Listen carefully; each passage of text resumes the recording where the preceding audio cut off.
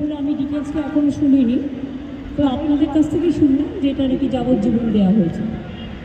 এটা আপনাদের কাছ থেকেই প্রথম আমি শুনলাম। আমার রিয়াকশন ইজ ভেরি ক্লিয়ার। আমরা প্রথম দিন থেকেই ফাঁসির দাবি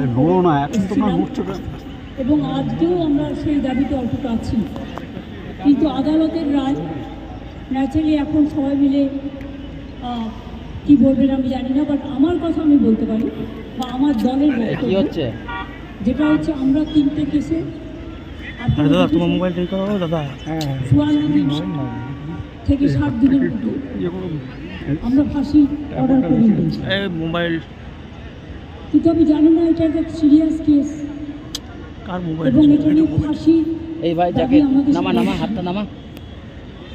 সেক্ষেত্রে বিচারের রায় নিয়ে আপনারা ফোনগুলো নামান না।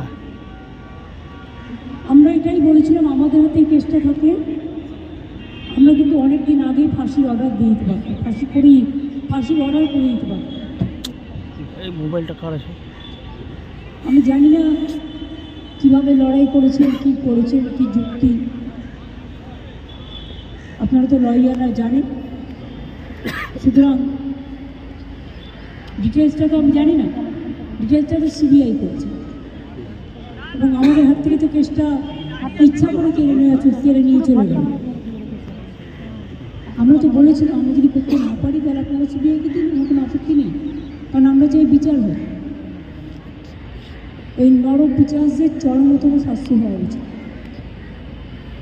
দিদি সিবিআই তদন্তে কি কোনো ত্রুটি রয়েছে? আমি সব বলতে পারবো না, কিন্তু আমি এখনও আপনিও লয়ার, আমিও অ্যাজ এ লয়ার আমি এ কথা বলছি যে আমি তো ডিটেলস কাগজপত্র দেখিনি, but I am not satisfied, কারণ আমি ফাঁসি হলে অন্তত মনকে সান্ত্বনা দিতে পারতাম।